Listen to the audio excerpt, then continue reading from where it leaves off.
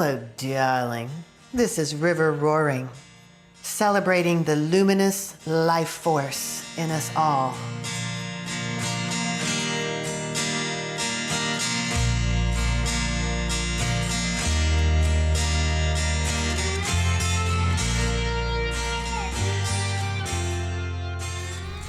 Hello, darling. I'm River Roaring, and this episode is Boner Shame Harms Us All. This is one subject that I am the most passionate about, one of them, and because I believe that, number one, the harms are beyond measure for all of humanity. Number two, I've never heard anybody else even name this subject or notice it's happening. And so to me, it's like if it is extremely impactful, deeply, deeply, deeply impactful on all of us and harming us, according to me, yet no one has even noticed it. That's a pretty interesting combination. So for today, I want to invite you into a storyland. Excuse me. So in this story, so I want to invite you into a land of make-believe. In this land, far, far away in a time and space that's very much like ours. But this one very strange thing happened about this land and this realm. And it's very interesting. No one knows how it started. But in this one realm, if you have blonde hair, you lift your arms up in the air and everyone is going to start ridiculing you, shaming you, and laughing at you, and scoffing at you, and scorning you. And then they will proceed to gossip about you and make fun of you as a lesser being, as an idiot and someone who's lesser than everybody else. Only if you have blonde hair. So if you have blonde hair and you raise one or both of your arms, eternal shame and scoffing. And nobody really knows how this started in this society. No one can remember where it started. And nobody can remember how it was ever taught to each other or how it was handed down, because now it's been there so long in the culture that it's a given, it's an understood. So you really don't even have to tell any kids about it, because little kids quickly notice, oh my gosh, if anybody has blonde hair, they can't raise their arms up in the air. Like they never raise their arms in the air. And then when I did see someone do it, everyone started laughing at them immediately. And then people were later gossiping about them and ostracizing them and saying they were lesser people because they had blonde hair and they raised their arms in the air. And so since I have blonde hair and I'm a little kid, I better not ever raise my arms in the air. And I don't know why we're doing this, but I don't feel like it's safe enough to ask anybody about it because everyone reacts so clearly and in unison, and everyone acts the same way about when a blonde person raises their arms. And so I notice that and I picked up on it, and I'm just falling in line with it. I'm not going to be brave enough to ask questions about it. I'm just going to make sure, since I have blonde hair, that I never raise my arms up in the air. And I better not ask anybody why it is. Just do it. And then there are friends who don't have blonde hair. As they're growing up as kids, they're like also learning this by watching the adults scoff and mock each other and gossip and berate one another behind their backs because they saw a blonde person raise their arms. And so the people who don't have blonde hair and they're little kids, they're like, wow, I don't know why this is happening either, but it's so shameful. I'm not going to ask about it. And those blonde kids must be lesser than me or something. Like, look at me, I'm raising my arms in the air. I'm just raising my arms whenever I want to. I raise one arm, I raise the other arm, I raise both arms. Nobody even notices. But when this blonde friend of mine raises their arms, it's terrible. And so they always keep their arms down. So I wonder what's wrong with blonde-haired people. And then as the kids grow up in school, the blonde kids never raise their hand to say they know the answer. So the teachers, starting in kindergarten, first grade, second grade, and all the way up, when the teachers in the class in school ask, who knows the answer, raise your hand, none of the blonde kids ever raise their hand. It's because of this shame and this ridicule and this unspoken rule in society, but no one really talks much about it. And so over time and over generations, it turns out that people are like, well, blonde-haired people are also really stupid because they never raise their hand to say they know the answer. Like, never. Like, I've never seen a blonde-haired kid raise their hand. So they're obviously dumb. And they're stupider than we are because they never know the answer.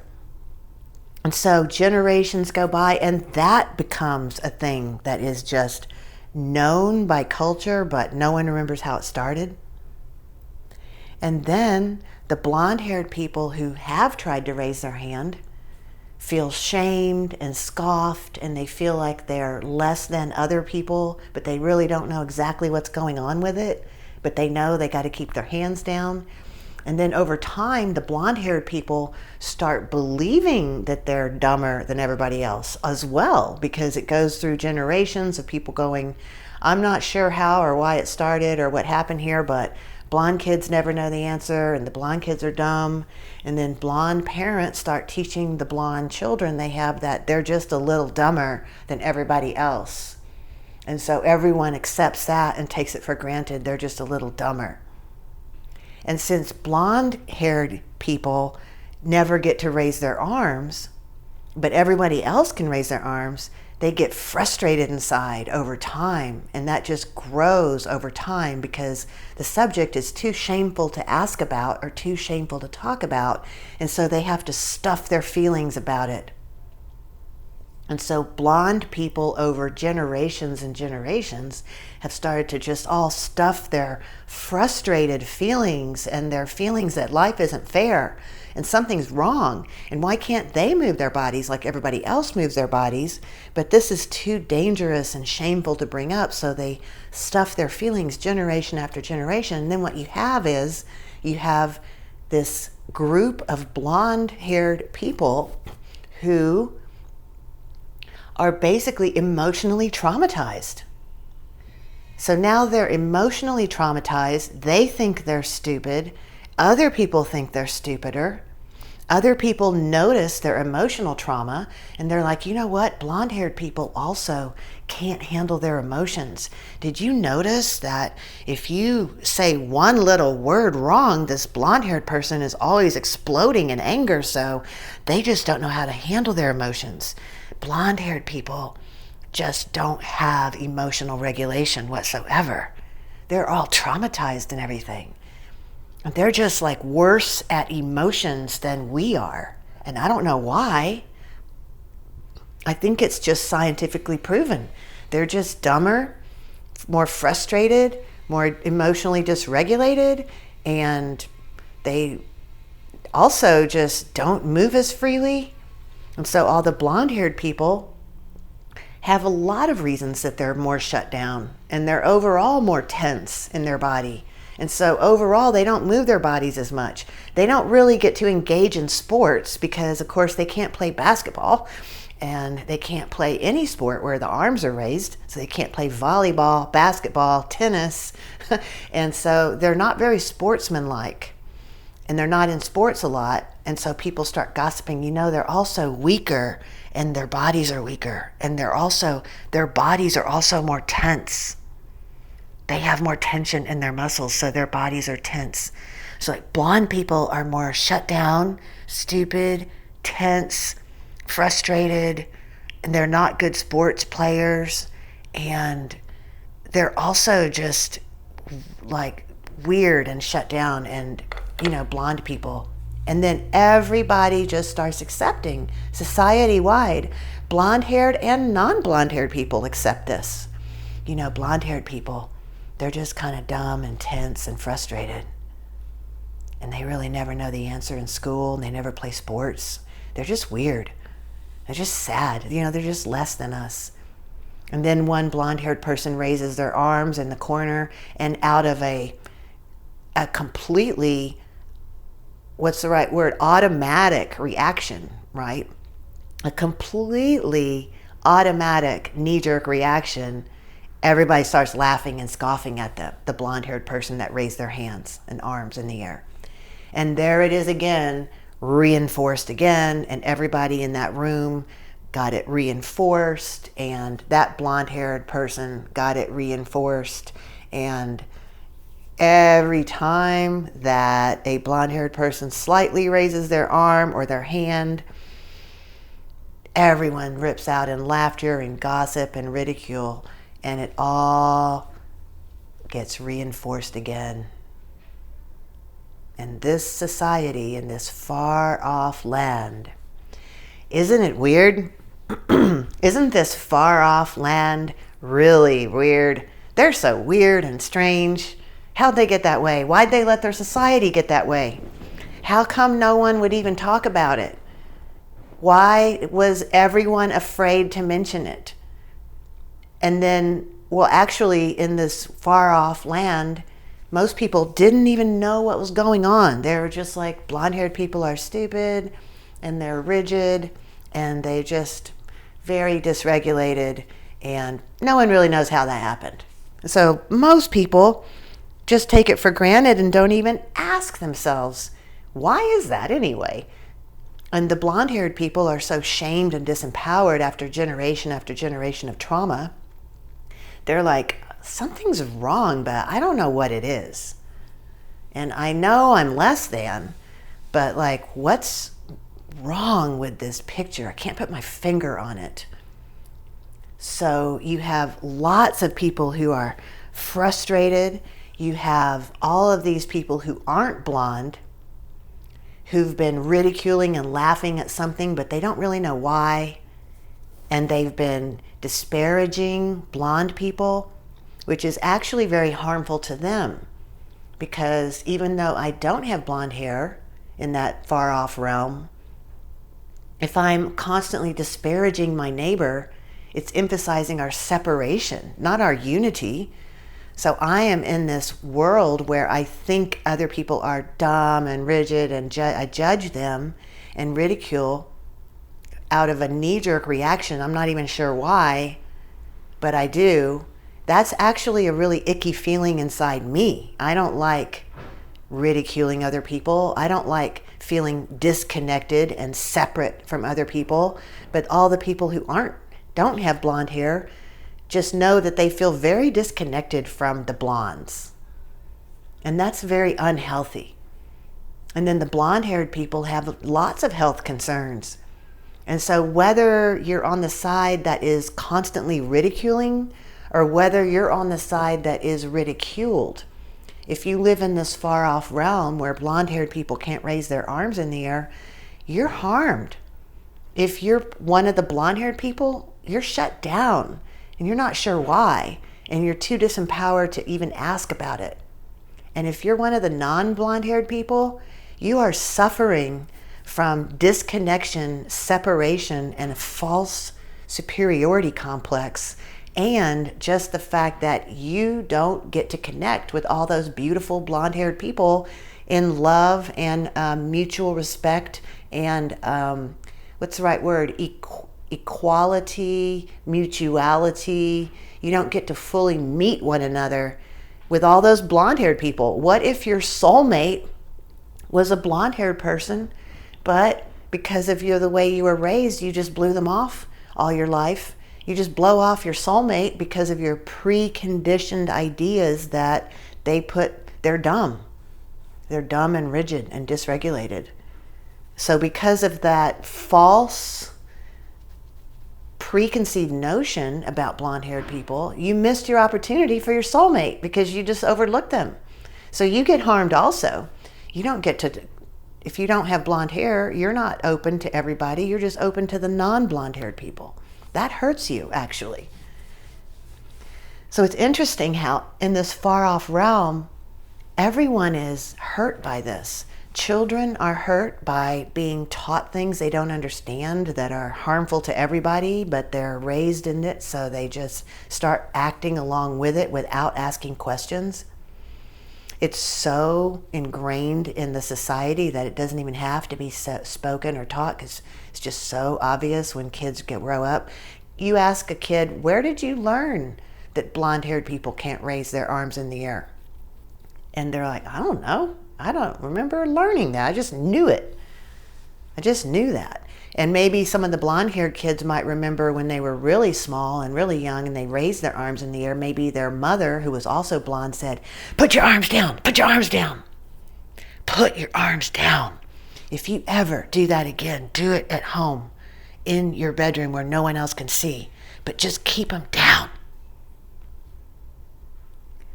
They don't know why mommy said that, but mommy said, put our arms down. Don't ever put them up in public. Oh my God, I will never forget that.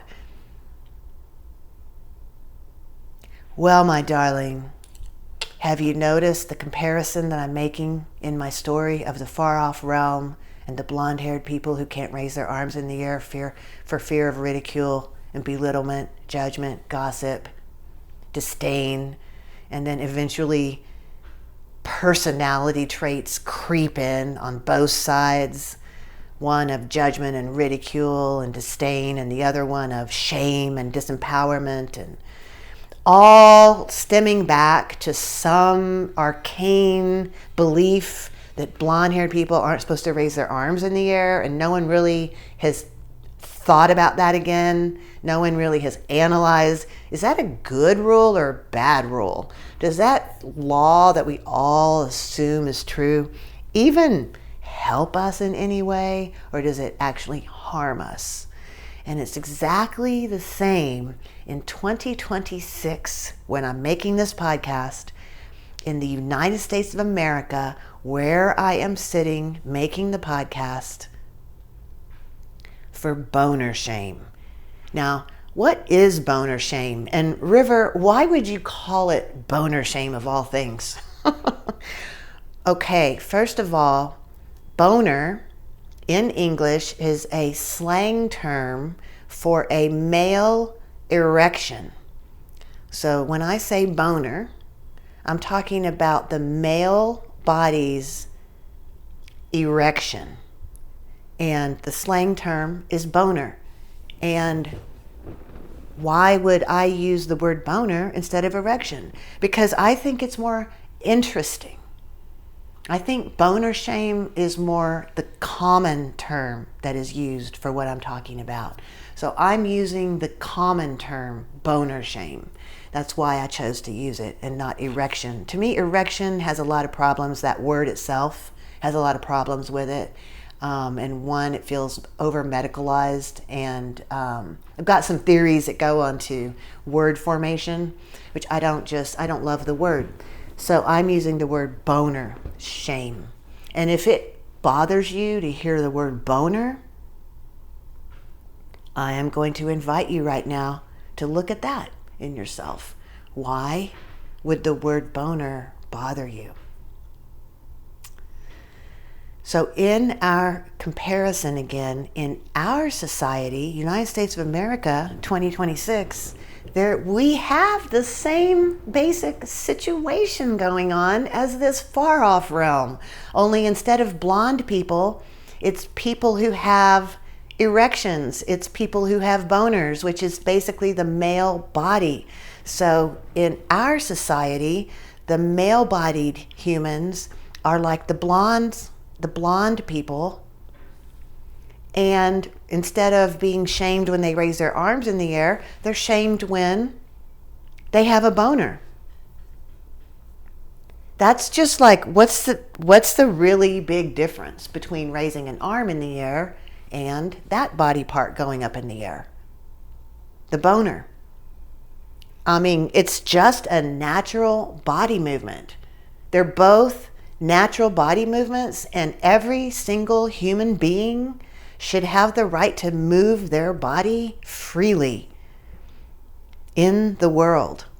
And if they are unable to move their body freely in the world for an arbitrary, ridiculous reason, like we've just all decided that you can't ever move that part of your body, and we don't know who decided it or when they did, but we all agree, even though we've never said it out loud one time, we've never mentioned it, yet we all agree. So just don't move that part of your body. And it's just a given. It's just how it is how some people like to say it. But I don't like to think of it that way, because it's not just how it is. It doesn't have to be that way. I call BS on that.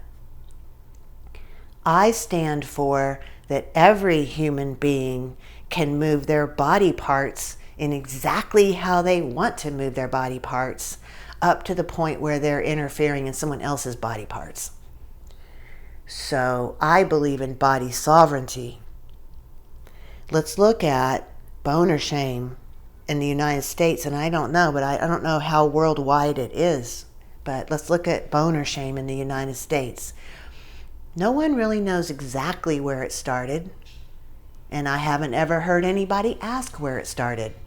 I haven't even heard anybody ever in my entire life, other than one YouTube video I found that had like 10 views on it from this beautiful woman in Detroit. It was going on and on about it. I was like, girl, you go. I had been really upset by the issue myself, having basically kind of stumbled upon the issue on my own. And I was on the internet looking around, does anybody talk about this? Does anybody mention this? And that's where I found this sweet little video. This person in their house making a video just upset about it.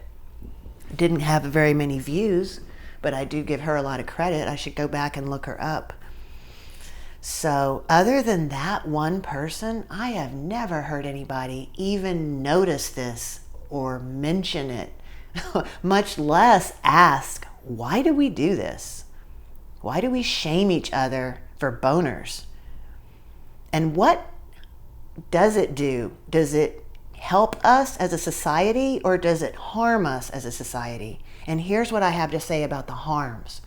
If you have the male body and you can't ever move one part of your body, almost ever, like 99% of the time, unless you're really home alone, because as far as I know, in most homes, the boner shame unwritten, unspoken rule is enforced when family members are around. And so the boner is only allowed not only when you're in your own home, but also when you're only by yourself in your own home. Then you get to be with your own body part moving like it naturally wants to move. Just think of that alone before I talk about any other harms. That is terrible. Just think about why do we let that happen? That's terrible. Just the fact that a normal physical body movement it's basically almost illegal. That's terrible all by itself, but things go a lot further than that, because we now know that the body, the mind, and the emotions are one. They are not different things. Same with spirit. Body, mind, emotion, and spirit or soul, all those parts of us are one being. So if I can't move a really big and beautiful and gorgeous part of my body that actually it normally moves when I'm in joy and happiness and I'm happy and stimulated, it doesn't always move for the same reason, but it often moves when I'm joyful, and it's basically illegal to move it. So if body and mind and emotions are one, I'm deprived of my full emotional range because I cannot move my body whenever I feel like it. And it's actually the part of my body that really is a large indicator of joy and happiness and exuberance and arousal. So those portions of my emotions are literally stunted because my body is rigid and falsely repressed 99.9% of my life. So therefore, all those emotions and more are also repressed 99.9% of my life. And I just feel like that is tragic. That 1/2 of our population, we don't allow them through some arbitrary rule that we're too chicken shit to even mention to each other or ask about. And because of some rule, nobody even knows why exactly it's important. 1/2 of our population doesn't get to access their full emotional range. That is very unhealthy. It harms everybody, but it goes further than that. So if the emotions and the mind and the body are all one, what about the mind? That body part might move more often when I'm thinking about sex or when I'm turned on by the sun and the butterflies and the wind and the breeze on my hair and the gorgeous flowers around me. So me as a female-bodied person, I get to be really aroused 99% of the time or 100% of the time. I get to be aroused whenever I feel like it. I get to be aroused by the beautiful smell and the spring morning. I get to be literally my body aroused by the beautiful colors on the butterfly, by the sky and the clouds and the rainbow, by the smell of the rain on dust, by the beautiful human being I'm looking at nude in front of me, by the sexual thoughts I'm having in the produce aisle, by the joy and exuberance and emotions I'm feeling as I watch a movie in public that's really joyful and exuberant. And when I'm in a public place listening to a speaker and they're so excellent that I just get exuberant, I can just get aroused. I can be aroused all the time. But 1/2 of the population can't. They can't do that. So they don't get to think sexy thoughts most of the day. 99.9% of the time. They don't get to think sexy thoughts. They don't get to feel joyful exuberance that will, if it's going to stir this body part, they better not. And that's harmful. That harms everybody. So then the person who can't move their body how they body wants to move and doesn't therefore have access to a big chunk of the emotional range by society's decision that they don't get that nobody knows why, and then they can't think sexy thoughts almost any of the time for reasons nobody really knows why or speaks about, but still that's just true. So you're physically, emotionally, and mentally stunted. And I would say that all of that also adds up to stunting your soul, keeping your soul repressed in this lifetime. And I'm saying that because the reason my soul comes to life is when I follow my desire, small and large. My soul speaks to me through desire. It's like, ooh, river, that looks good over there. Let's go that way. Ooh, river, what's that? Let's do it. That's my soul speaking through my desire. In my belief system, this is how our souls work with us.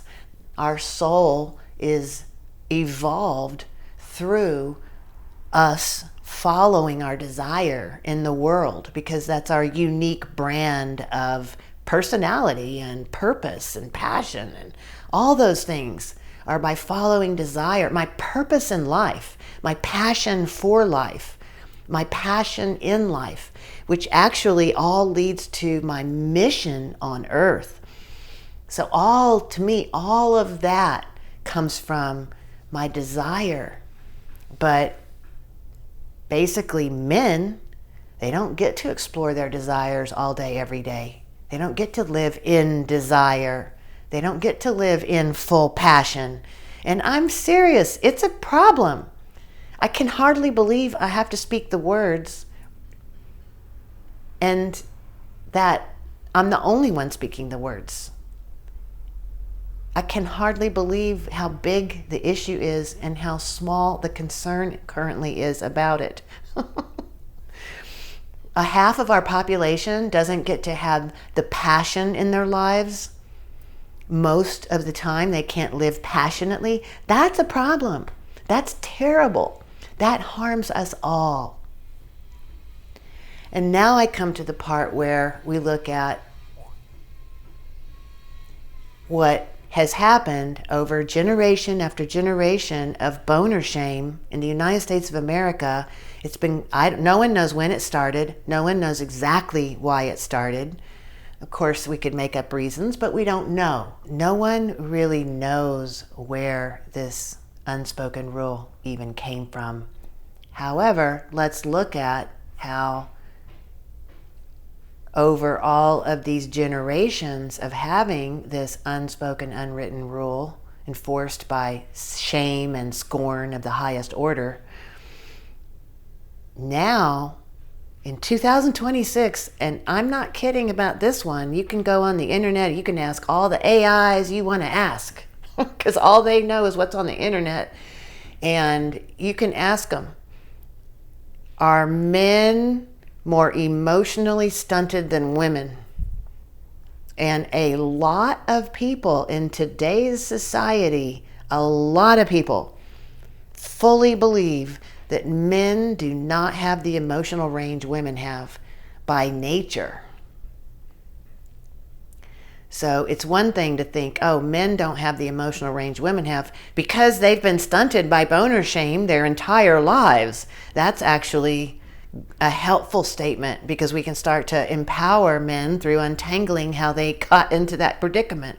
But instead, some people actually just believe, oh, men by nature, nature, human nature, they don't really have emotional range. Men, not that much emotional range, if you know what I mean. That's just how men are, you know what I mean. That's very harmful. That's very harmful for everybody. Because if I'm a woman and I think men by nature have a lower emotional range, then I'm going to treat my man as if he has a lower emotional range, which is extremely disrespectful and disregarding of who he is and what his capacity is to meet me and be in partnership with me. But I'm going to be like, oh, you wouldn't understand. That's an emotional thing. Don't worry about it. And the same thing happens with men and the idea of sexual creativity. The same thing, if you ask people and do a poll, a lot of people will tell you, no, men are not that sexually creative. You know how they are. Men, they're not that sexually creative. Boring, They don't have that many ideas sexually. It's just scripted. Well, I wonder why that is, ladies. It's like, come on, people, we're all doing this to each other. I'm not calling out anybody. There's definitely no one person that's doing this. We're all doing it to each other. We're all agreeing to this preposterous rule that men cannot move their bodies when they want to and when it moves on them naturally. So then we have these false perceptions that men actually, by nature, don't have the emotional range, or that by nature they don't have any creativity sexually. And it's easy to scoff and scorn and gossip and laugh and ridicule. And I've heard some of that before. And then it goes the other way. Men are also violent, mean, dangerous. Gosh, why would they be frustrated? I don't know. Gosh. Then remember when everyone was saying the blonde people were like dysregulated and frustrated and easily angered? Of course they are. They can't move their body most of their lives. And no one knows why. No one will talk about it. So I'm not saying this is the only thing that is a problem in all the men's lives in the whole world, but this is a really impactful issue. And I think if I were in the category of people who supposedly couldn't move my body when I want to, I'd be pissed, kind of pissed at society and the world. And I'd have a little bit of a chip on my shoulder I'd need to work with. And that wouldn't be because that's my human nature. That would be because human beings put a cultural rule on me that is very insulting and very undignified. We really rob the dignity from our men through this very sick rule that they can't move their bodies when they feel like it and when it wants to move. So we have all of these ramifications. We have men who don't have a broad range in a bunch of different areas. We have the rest of society who criticizes them for not having the broad range, and then it gets baked in, and people are to believe that that's their nature, that they're that way. Do you see the comparisons to our far off land where blonde people can't raise their arms in the air? I don't see very many differences to what we have going on here today with boner shame. And I also want to say that I have met women, and I don't think only women fit in this category, but this is who I remember talking to. I have met more than one woman who feels a lot of negative emotions and feelings when she sees a boner, even under clothing. And that's because she had pretty severe child sexual abuse that, let's say, revolved around the boner. And so because of this specific past, this person is very uneasy around boners, and very good reasons for it. Those are through a healthy childhood adaptation. She's developed a lot of protective fear around boners from things that really did happen. And that's a very serious and very real situation in our society as well. I've met more than one woman who felt that way for that basic reason. And I care a lot about that. And I don't want I don't want to live in a society where people are constantly re-traumatized for no reason. And what I would say about the healthy outcome here is that the person who's experienced abuse related to erections and therefore is very uncomfortable around the boner, that needs healing. That person needs healing. And when we were broken in relationship, we need to be healed in relationship. So that is a very tender, very serious and real, and very, what's the right word? It's a very real need for healing.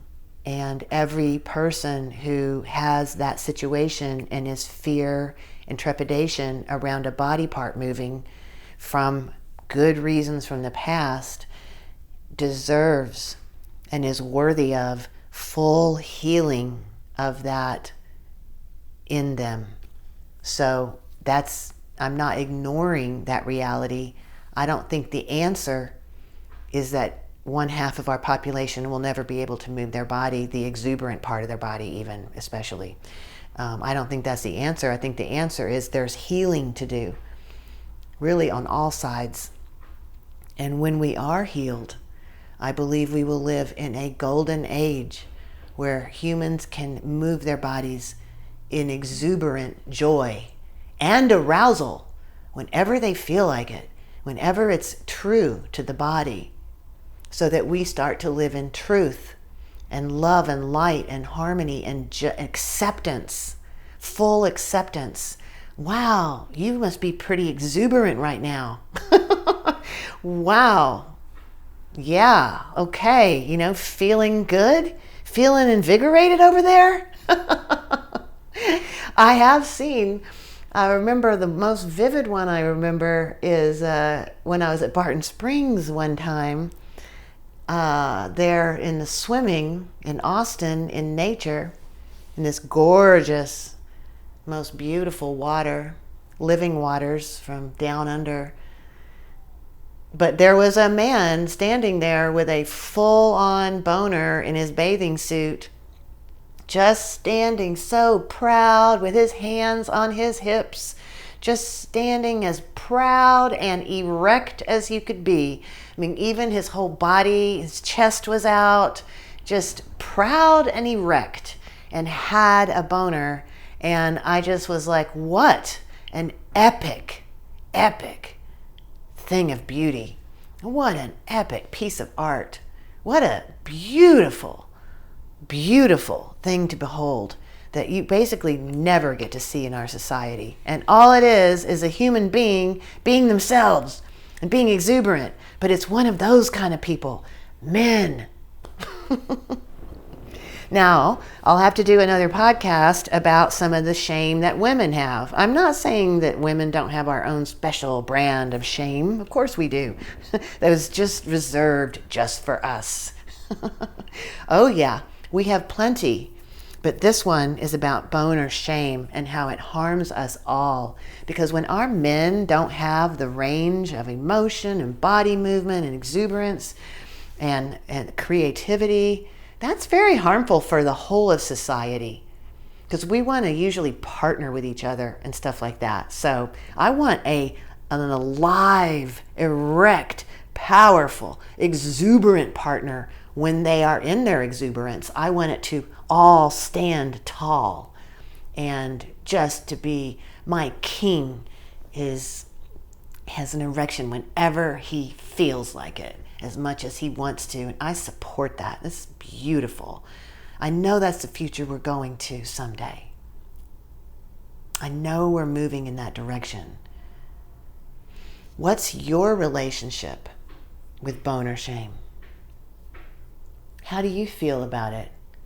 Do you have a body that gets boners, and so you're on the side of it where, do you remember where you learned you weren't supposed to have a boner in public? Did you ever get taught that? Or was it just a given and an understanding? Do you have memories of being shamed or ridiculed, or being afraid of being shamed and ridiculed, so trying to hide your body movement? Do you have memories of being gossiped about by other people because your body moved naturally? And if you are not the person with the body who has boners, how do you feel about seeing a boner? Are you the person who scoffs and laughs and ridicules? And I'm not judging if you are. I'm just asking to make a real true assessment of yourself and inviting you to look at yourself. Like, am I one of the people who's been laughing all this time and not even knowing really exactly why? Just generally shaming sexuality left and right. I'm not judging it, because it's so ingrained that we're expected to laugh. If you saw a sitcom TV show on, which it wouldn't happen because they wouldn't show it, but if you did, and there was a guy who just walked in with a boner, there would be a laugh track just for that reason. you know? So how are you standing in relation with the boner and boner shame? And I want to add in one last part, but it's not small, it's big. How many men in the United States of America believe that they have some kind of what is called erectile dysfunction, meaning usually it means I don't get erect when I want to be erect. Isn't that ironic? I mean, think about it. I will bet you that it is a multi-billion-dollar industry, quote-unquote, erectile dysfunction repair mechanisms and gizmos and doctors and pumps and pills and porn and all the things that male-bodied humans try to do to work with their erection being healthy and coming up when they want it to. And all of the women who ridicule men for not having the erection at the right time, just sit with the irony of that. I mean, just really drink that in. We have made an arbitrary rule. Nobody knows exactly where it came from. We're all enforcing it without talking about it, too just not even noticing to ask about it. It's harming everybody. And we're also going to take that same group of people and we're going to say, now that you have kept your boner down falsely for 99% of your life, when you didn't want to keep it down because we made you keep it down. Now, if it's not up when we say so, you're broken and you need medicine and pills and you need to think that you are just broken, and shame. And also people are going to gossip about you and ridicule you, etc. Well, it's just basically impossible that a body part has been trained for 99.9% of the time to not move no matter what, even if it wants to. It's just almost impossible that thing is going to just be exactly doing what you want to, when you want to, for as long as you want to, when you're ready for it to, because you've already trained it to do not what it wants to do and to be unnatural. So how much money and how much time and how much sweat and worry is spent over trying to get the erection at X, Y, and Z time and keep it for A, B, and C time. I've had people come to me and tell me that all kinds of things about the erection being a problem. And so often, even that part of it is not a problem. So far, I've worked in sexual healing for 15 years straight, completely full-time with no other income for over 10 years. And I've never yet met a person who their erection actually didn't work. And even though they think many people have told me, no, it doesn't work. I'm like, well, looks like it works.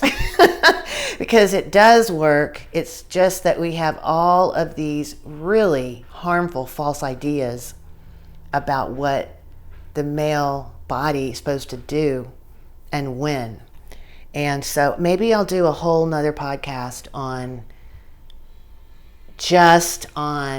quote unquote erectile dysfunction and what's really going on there. I think that'd be a great podcast. I just feel like that's almost a completely separate subject. It's a big subject unto itself, but I think that would make a great podcast. Is what's really going on with quote unquote erectile dysfunction in addition to this problem. This is the big overarching thing I want to talk about, boner shame. So it's even causing a multi-billion-dollar industry of people feeling like they're broken at the deepest level. You know, when people feel like their erections are not working, it's a kind of like a deep shame level, you know, like not even willing to even share it with most people because it's so shameful. That's a deep level of dishonoring of the person. So all of that, forget the money that's spent on it. I'm just saying how big it is, the problem. It's more important is the broken spirit of the human, the bruise on the soul, the feeling I'm less than. That's very, very prominent.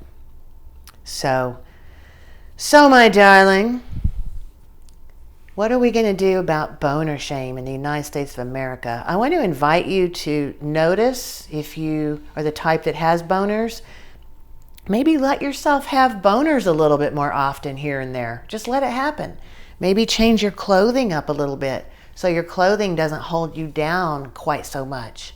And just let your body move. Just see what happens. Maybe just try experimenting with letting your body move a little more naturally, no matter what anyone else says. And if you're the type that doesn't get boners, I want to invite you to notice if you have boner shamed people in the past and consider not doing it in the future. Just consider letting everyone have a free pass on that one. What's the big deal? And maybe instead compliment it. What would happen if you were like, oh, sweet, nice. Sweet, you must be feeling awesome. And mean it, not in a ridiculing, sarcastic way at all. Just more like, oh, nice. You must be feeling good today. Why not? Why not turn boner shame into boner pride? And if you're either side, with the boners or without the boners, I want to invite you to bring this up with one person in your life in the next few days. Just one person. Just go, have you ever thought about this? It's kind of like a faraway land where blonde people can't raise their arms in the air or they're shamed and ridiculed. Maybe that's the way to do it. Look, have you ever thought about this? What do you think about it? Do you think it benefits our society or harms us to have this kind of unspoken rule? And has it ever affected you? Have you ever noticed it from one side or the other? Think about striking up a conversation with someone today. And I believe we can let this go. One of my favorite ideas, because I've talked about this in a few different environments over the years, and one of my favorite ideas, and I wish I remember who came up with it, but I was in a room with my wheelheads. And wheelheads are people who have gone through my weekend workshop. And over the years, I've had a lot of different specialty programs just for wheelheads. So once you go through my weekend workshop, you're a wheelhead, you're in this special club, and you get some special invitations. And I know I was in a room with wheelheads. We were talking about this, and someone went, hey, we need to have Boner Pride Day. And in Austin, there's this thing that happens called Naked Bike Ride, Midnight Naked Bike Ride. I think it's once a year. And at midnight, a large mass of people get together and ride their bikes through town naked. It's pretty simple. It's just like it sounds. But we were, I guess partly because of that, and we're in Austin, Texas, and we were like, what if we all get together on our bicycles and we ride around town, but like we'll wear strap-ons and we'll have these huge boners, and then we'll hang glitter and ribbons off our boners. And so we'll have like rainbow glitter ribbon boners, just big and proud, just riding through town like boner pride signs, boner pride day. What do you think? Should we do it? I think it's awesome. I think it'd be so much fun. So if anybody wants to do that, give me a shout out. You can email me, you can comment. Let's do Boner Pride Day someday on the bicycles with streamers and glitter and signs and horns and big old strap-on dildos. I just think that'd be so much fun. Are you in?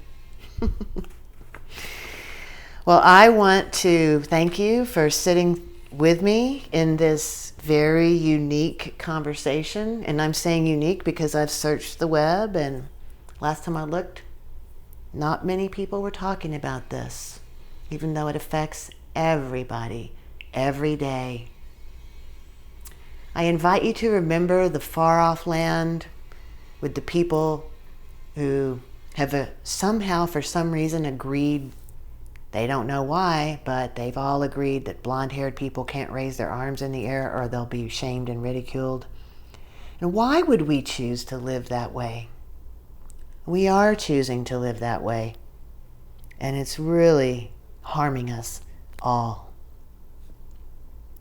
And I'm with you today because I'm on earth to support everybody who's called to bring maximum love and light into your lives.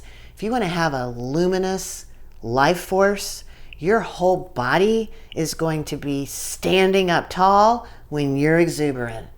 That's what luminous life force will be like.